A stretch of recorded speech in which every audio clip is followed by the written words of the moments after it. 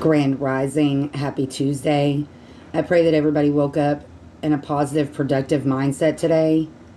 If you didn't, I pray that your angels, ancestors, spirit guides, archangels, and of course the Most High help you with that today. I also pray that He clothes us in His armor from head to toe, that He strengthens our discernment and guides our steps as we go throughout this day. I'm here to do the daily devotion from Sarah Young's Jesus Calling for October 1st, 2024. We're in a new month. Happy October. Happy fall. Fall is in full effect. I hope everybody is enjoying the fall weather. I know there's a lot of places that are still recovering from Helene, I think was the storm's name. It hit a lot of areas, and I wasn't aware until yesterday how many areas in Tennessee actually got hit. It caused a lot of damage. There's a lot of heartache right now. Lost crops, lost cattle, lost homes. The last death toll I heard was 66 and counting. So keep those people in your prayers. Lord knows they need them now, and they're going to need them. All right. Sarah Young's Jesus Calling for I almost did it. October 1st, 2024. Worship me only. I am King of Kings and Lord of Lords, dwelling in unapproachable light. I am taking care of you. I am not only committed to caring for you, but I am also absolutely capable of doing so. Rest in me, my weary one, for this is a form of worship. Though self-flagellation has gone out of style, many of my children drive themselves like racehorses. They whip themselves into action, ignoring how exhausted they are. They forget that I am sovereign, and that my ways are higher than theirs. Underneath their driven service, they may secretly resent me as a harsh taskmaster. Their worship of me is lukewarm, because I am no longer their first love. My invitation never changes. Come to me, all you who are weary, and I will give you rest. Worship me by resting peacefully in my presence. She references 1 Timothy chapter 6, verses 15 and 16, Isaiah chapter 55, verses 8 and 9, Revelations chapter 2, verse 4, and Matthew chapter 11, verse 28. I say it often that people get so caught up in the matrix, material world, however you want to say it, that we lose track of the things that are truly important. We live lives that have so many demands. But in reality, we put those demands on ourselves. You know, we rack up credit card bills that we have to kill ourselves working to pay off, which, thank God, I've never done that, but there's a lot of people that do. I've made it my goal in life to make my life a life that I don't need a vacation from. When I want to rest, when I feel like I need to rest, I do it. When I want to go outside and spend the day in nature, I do it. I don't have to ask for a day off. I don't have to ask my boss's permission. I don't have to check the bank account and make sure that there's enough money to get me by. I literally put my everyday in God's hands. Sure, do I have to go without some things that I would like to have? Of course I do. Are there places that I would like to go and places that I would like to see that I can't? Sure.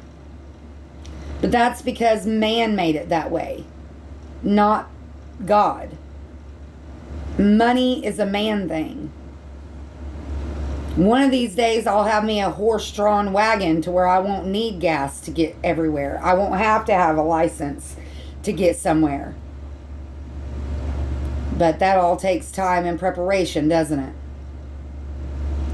And people, so many people are preparing for a life that they're never going to get to enjoy.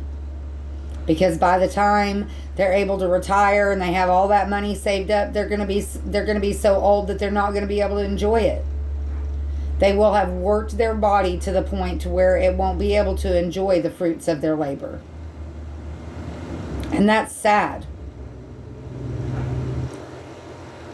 And unfortunately, the people that don't live like that, the people like me that want a simple life, we get persecuted every day because of it. Because we rest in Him. You want me to be stuck for a while? Okay. I may not be happy about it, but I find happiness in it. That's the whole point. Can you be happy despite the outside circumstances? Where does your happiness truly come from? No, I may not be jumping up and down with joy being stuck, but that's because I'm not used to having to stay in one place. I'm used to having to get up and go all the time. Especially when I was living on the road. That life isn't as easy as people think it is. They think, oh, you don't have a job, you've got it made. No. When you're constantly worrying, it stresses you out. But worry means you're not resting in Him. Thankfully, I've made it to the point to where, yes, I have moments where I catch myself worrying. What's going to happen? Where am I going to go? How's this going to work out? Trying to figure out all the details. I am an overthinker by nature. But He's still working on me. He's still working on me to make me who I ought to be. He tells us all those things when we're children. If you didn't grow up in the church and you didn't grow up singing all those kids' songs, there's simple messages in there that as we get older, we forget. Red and yellow, black and white, we are precious in His sight. Though we are in the Christian realm. Now, of course, that world has changed a lot since I was growing up. A lot of those songs, they don't sing anymore. This little light of mine, I'm gonna let it shine. They all exist for a reason. Let your light shine. And rest in Him, knowing that if you truly believe, if you truly give it over, and you truly believe that everything happens for a reason, it's going to work out. Rest when you need to rest. Pray when you need to pray. Praise and sing every day that you woke up today. No, I may not be as skinny as I was. I gained a little weight. No, I may not have a job out here making a bunch of money, but I get to rest. I get to spend time with my fur babies. If I want to go outside and spend hours outside watching the birds and the bees, I can. And we should all strive to live a life like that. But it takes breaking free of the matrix, breaking out of that box, and stop thinking that you have to have what everybody else has. It's what you are giving up to attain those things is not worth it. Your peace of mind, your health, your flexibility, the joy of being outside and being able to spend the day how you want to spend it, not how it's dictated to you to spend it. Those are things that a lot of people don't even know what that feels like. It took me a long time to learn what that feels like. And I promise, once you get it, you won't want to go back. Like I keep telling myself, I need to get a job. I need to make money. I need to do this. I need to do that. Why? Because the government tells me I have to? I don't agree with that. People will say, oh, the separation of church and state. Okay, well, the reason that separation exists is because they're a conflict of interest. You can't worship both. You can't be loyal to God and be loyal to yourself, to your spiritual soul, and be loyal to man and government and creation. Their creations. Laws, rules, punishments, persecution. I have been so persecuted for the way that I live because people are jealous of the fact that I have barely nothing and they have everything they ever wanted and they're still miserable and I'm not. People got it messed up. They think that especially people that have narcissistic tendencies, they think everybody's like them. They think everybody has to have a purse full of money and a fancy car and a fancy home and fancy clothes and da da da da da da da to be happy. In reality, most of the time, those are the things that make people miserable because they have to work their lives away to pay for those things. And in my opinion, if I have to make myself miserable to have something, it's not worth having. Just like having people 11:44 on the timer. Just like certain people in your life.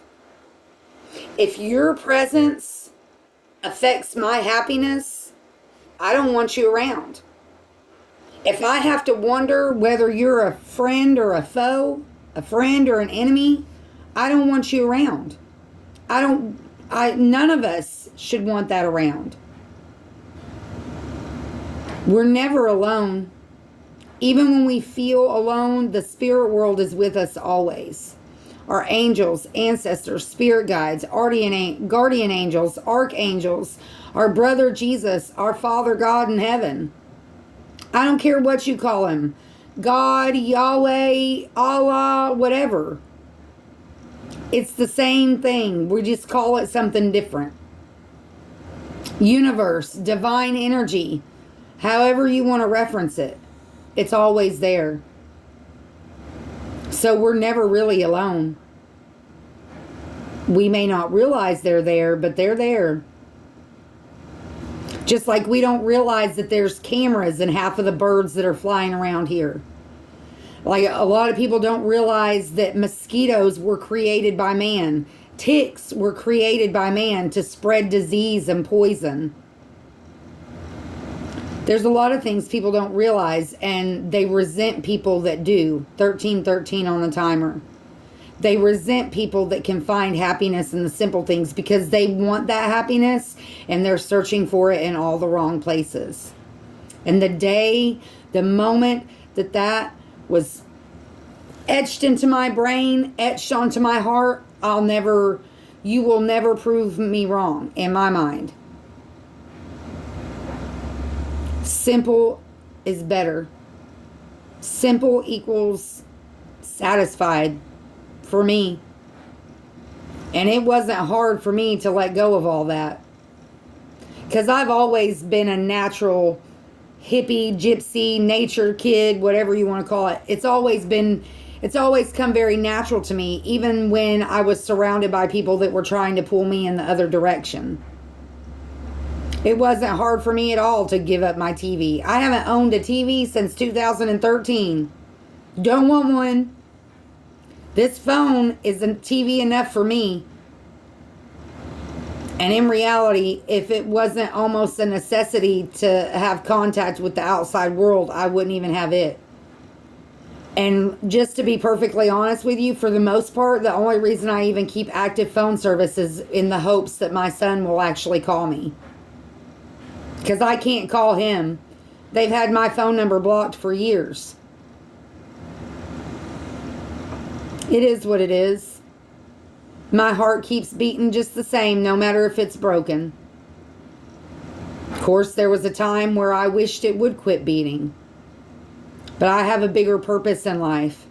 And they tried to rip me away from that purpose And unfortunately, they used my son to do that. And he's the one suffering right along with me. They don't care. They're not suffering. But I am, and he is, and nobody cares. All right, I'm about out of time. Be blessed, find peace, and I'll see you next time.